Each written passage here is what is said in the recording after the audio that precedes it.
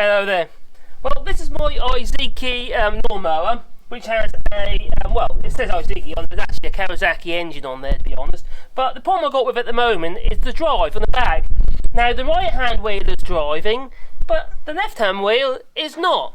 Now, I bought this machine, it's been sitting up for a while, having someone's garage, hardly ever used, and I decided that I'd buy it off, well, he tried to sell it, so I decided I'd have it. And there's a problem with it.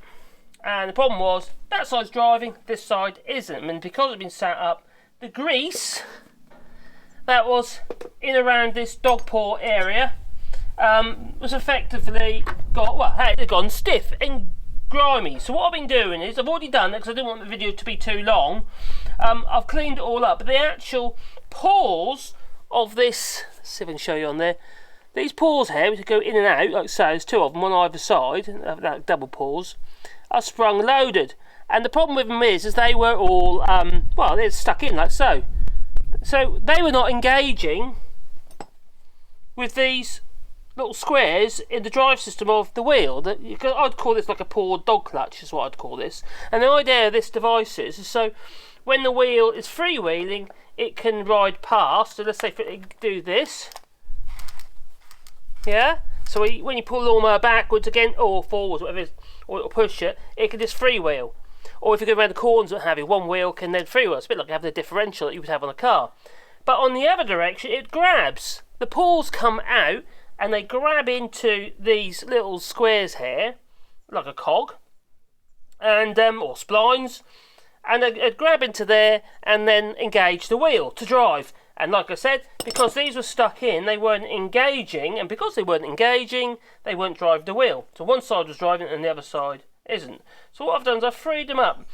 What you could use for this is literally, you could use some WD-40 if that's what you've got. But I just used engine oil and white spirit mixed together. And now remember, I'm using this as a displacer or to soften up the old grease, because there's still a few lumps on there now even, to soften up the old grease. I'm not using it as a lubricant. I'm just going to grease it up again as a lubricant. But what I will do, now I know, I will make sure that I regularly clean it. And also, an airline's quite good, because you can get into all the little nooks and crannies. But put your finger on the paw so you don't lose them. And force any hard lumps out of the way. And they will prevent obstructions. Because they can get quite hard, and almost like syrup, thick syrup plugs. They stick the paws down, and that's pretty much what happened before. I think, so that one now, to me, is fine. It's still a little bit on the old sticky side, but nothing like it was. Because it was so congealed, it was like glued down. So there we have it. We have our two paws on this drive, and this slides over the top of this shaft, and you've got a, I suppose like a, what would you call that? Like, almost like a cotter pin or whatever in there, and that slides over the top of that pin. So then that engages with this shaft, which is driven. So that spins around when the engine, or when you engage the drive, that spins around, engages this, and obviously then that engages these, these paws in this drive wheel. But there's still some nasty bits of yuck in there, which I want to get out. So I'm just going to quickly just sort of work them out a little bit, and you can see you can see that on there. It's like that's sort of thick and it's just nasty.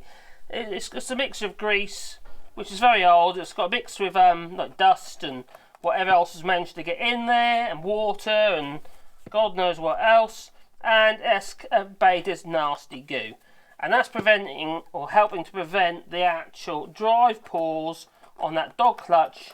I think it's you'd call it a dog clutch. If you know what it's actually called, please leave in the comments below. But it's sort of a dog clutch is where I see it.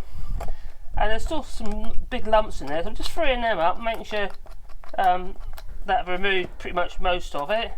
And then I'm going to give one last airline and then put the wheel bag on.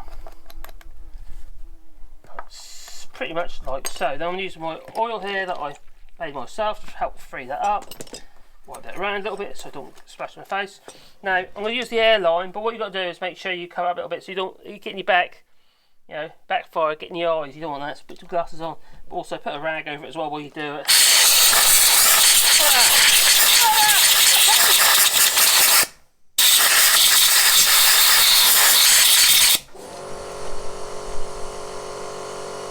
I'd say that's pretty much clean enough. Well, I'm going to re-grease it, because there was grease on there before, but I'm using a different kind of grease. I'm using the high-speed grease on here, the sort of grease you'd use on wheel bearings.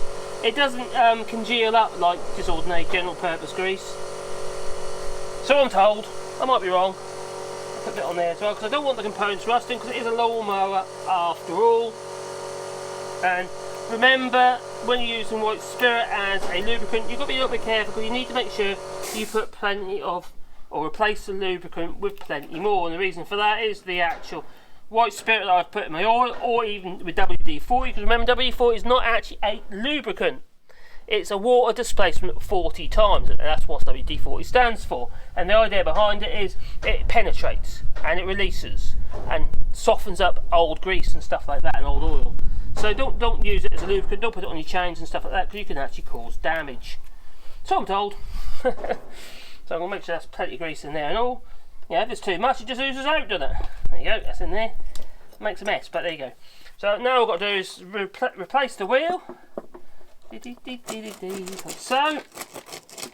Well, not quite like so, it's got engaged, so let's make sure that is up high enough.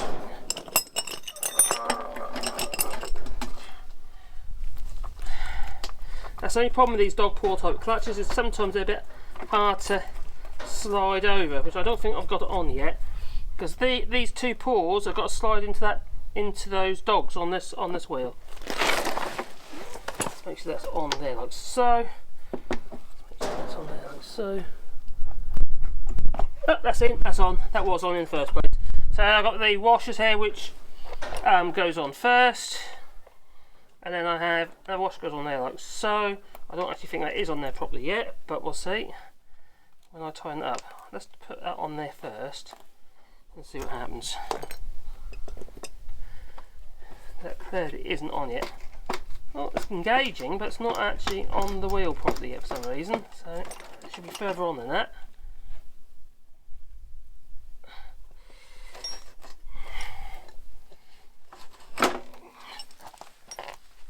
Let's see. Anyway, I think we've got to the point. The wheel now can go forwards like so, but when it engages backwards, it's trying to engage the drive. So that's pretty much what it has to do. So anyway, I hope you liked my little video on how the drive system works on this Iseki lawnmower, but it's probably very, very similar to like the Honda HR215s, and and most of this type of machine has a rear gearbox with two drive wheels on the back. The only one I would say is quite different would be the Arians, which has a disc and a friction wheel. But pretty much most of this type of machine is either going to have a drive system that goes to a cog on the inside of the rim. I think the John Deere's are like that. So it has a pinion gear that engages with the plastic in the rear of the rim on the inside of the rim. But in this case, we have a dog paw scenario, and it works, so it can't be wrong here. Anyway, if you most kindly click like and subscribe and make the little bell icon, because then you get a warm, buzzy feeling in your pocket and I'll be uploading another video. Anyway, thank you for watching.